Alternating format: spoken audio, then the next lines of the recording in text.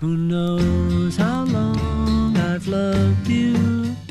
You know I love you still. Will I wait a lonely lifetime? If you want me to, I will. For if I ever saw you, I didn't catch your name, but it never really mattered. I will always feel the same. Love you forever and forever. Love you with all my heart. Love you whenever we're together. Love you when we're apart. And when at last I find you, your song will fill the air. Sing it loud so I can hear you. Make it easy to be near you. For the things you do endear you to me. Oh, you know I will. I will.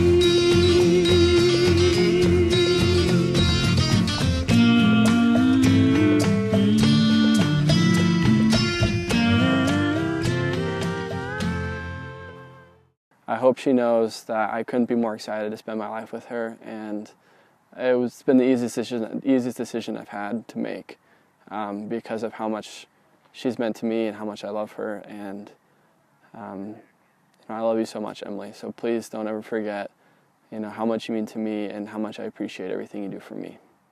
I can hear her heartbeat from 1,000 miles. Yeah, the heavens open every time she smiles.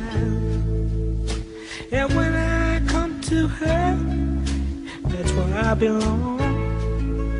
Yet I run into her like a river song. She gave me love, love, love, love, crazy love. She gave me love, love, love, love, crazy love. Scott and I first met 2 years ago when we were in the same ward. I don't remember much about meeting her the first time, and that sounds bad, but There's one time in particular that I remember Scott in that ward, and it's one night for a family home evening activity. We were carpooling to the bishop's house. I had offered to drive that night. I remember looking at my friend in the ward and I said, hey, let's drive with that guy, he's cute. And so a bunch of girls piled into my car, and Emily happened to be one of them. I remember her getting in the car, and I think I asked where she was from, and she said she was from Bakersfield. And I remember thinking, Bakersfield, where's Bakersfield? I don't know if I actually have ever met somebody from Bakersfield, so I thought it was kind of funny that she was from Bakersfield, and I always give her a hard time for it. And that's how we met, originally. I remember thinking she was really cute, and definitely was very interested to get to know her. She gave me love, love, love, love, crazy love. She gave me love, love, love, love, crazy love. She gave me love, love, love, love, crazy love. There was a 2-year gap between actually seeing her and our first date. So it was April, and we decided, I had asked her to come over to make breakfast, and then we could watch the first session of conference. He invited me over to watch General Conference and make breakfast. And after the first session ended, we just kind of stayed hanging out on the couch, and we were just talking and having a good time, and then we realized the second session was about to start. He asked me if I wanted to stay or if I wanted to go home, and I didn't have any other plans, so I was like, yeah, I can stay and watch the next session. So I took that as a good sign, thought the date was going well.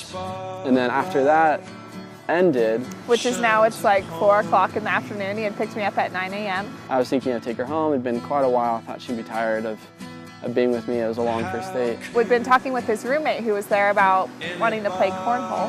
And Emily claimed that she was very good at playing cornhole, so we decided to take on my roommate and his girlfriend and do play a game of cornhole. And I think we won 5 out of 6 games, and Emily was so good. And I was like, wow, this girl is good at cornhole, very important skill to have, very interested in her. So our first date lasted from about 9 a.m. to 5 p.m.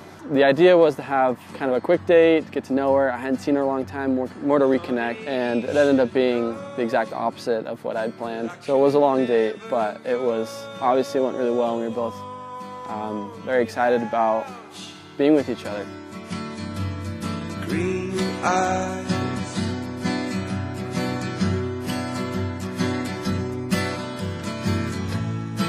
honey, you are the sea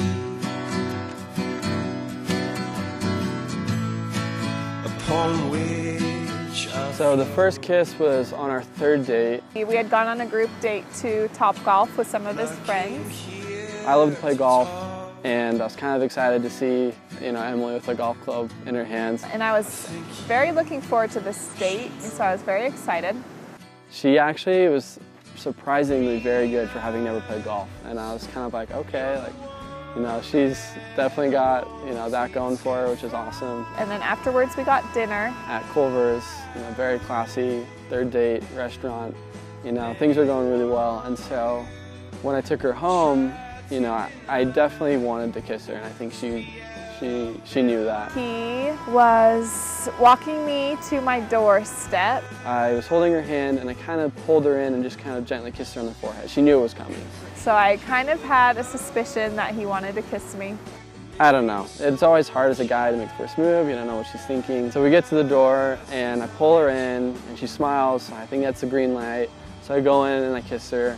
And in all honesty, I think it was the best first kiss I've ever had.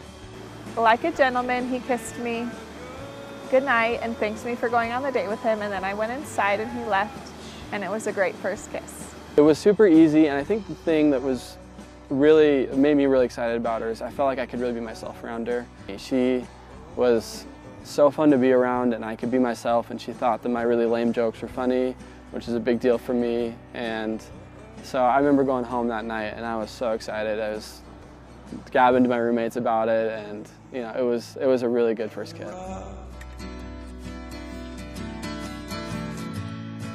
Upon which I stand.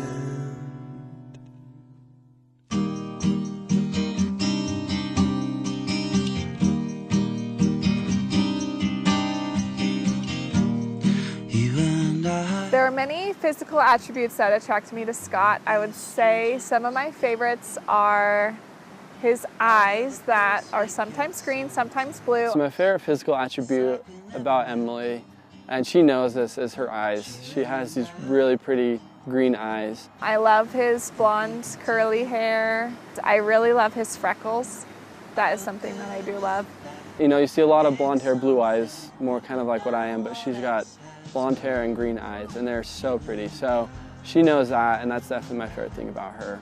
My favorite non-physical attribute about Scott, I love his sense of humor. He always makes me laugh. I love his genuinely kind personality. He is good to everyone he meets. He's very open-minded and very non-judgmental, which I really appreciate about him. I love that he makes me a priority in his life, and he treats me very well. My favorite non-physical attribute about Emily is that she's super efficient and motivated. She just always has this great attitude about life, and she's very optimistic, and she makes me feel very optimistic about the future. She definitely brings out the better side of me, but I think my favorite quality about her is her ability to serve other people. Like early on in our relationship, she made it very clear to me her ability and willingness to serve other people, and I really appreciated that. So her ability to serve other people is probably the thing I love the most about Emily. I found a love for me. Darling, just dive right in. Follow my lead. Well, I found a girl, beautiful and sweet. Well, I never This last question's kind of hard. It's, what does love meant to me as I've gotten to know Emily. In terms of what love means to me, it just means being able to accept somebody fully for who they are. I may not be as good at doing that as she is, but she does that for me.